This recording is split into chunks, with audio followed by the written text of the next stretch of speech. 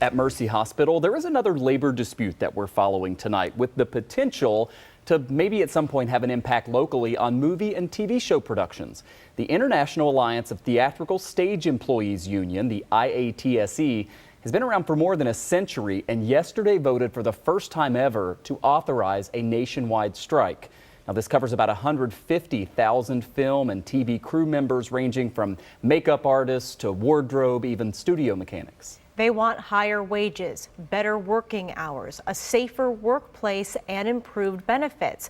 On the other side, the Alliance of Motion Picture and Television Producers, which represents the studios and the production companies, told CNBC, quote, "We deeply value our IATSE crew members and are committed to working with them to avoid shutting down the industry at such a pivotal time, particularly since the industry is still recovering from the economic fallout from the COVID-19 pandemic."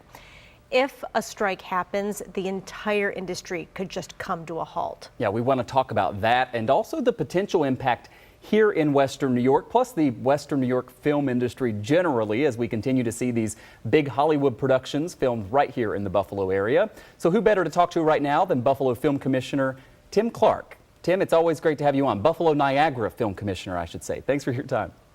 Oh, well, thank you, Michael. It's pretty cool and a big privilege to be on your show with Kate and you, and it's great.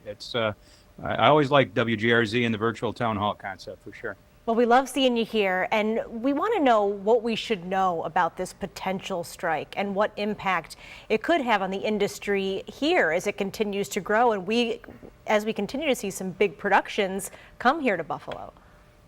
Well, we're actually pretty lucky, Kate, because we're sort of in between big union productions right now. We just wrapped the big one, Cabrini, which was a sort of a majors contract and certainly a big IATSE movie for sure.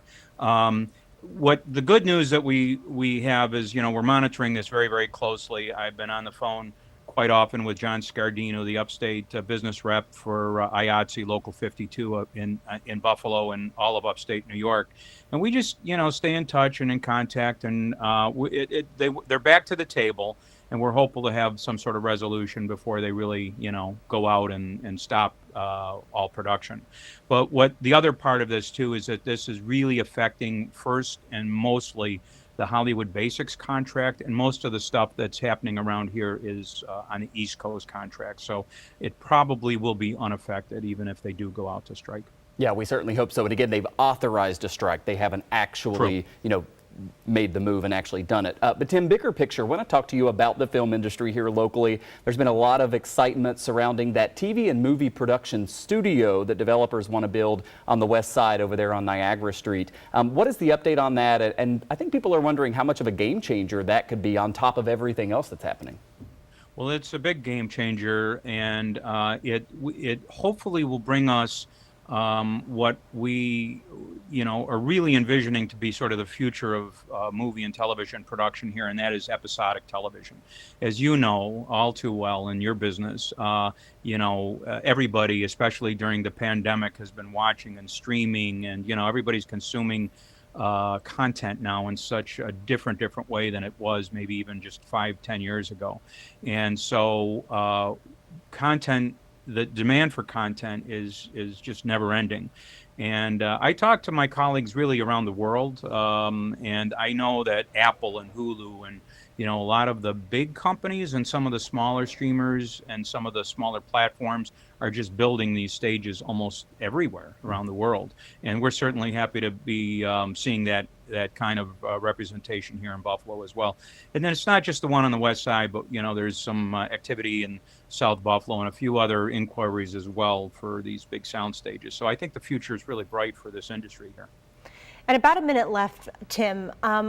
It's always exciting when a big production comes to town. We've had a bunch of films at Cabrini, you just mentioned recently. But with that demand in mind, how likely is it that being in this industry in Buffalo could be something that there would be enough people here trained and able to have that career right here in Buffalo?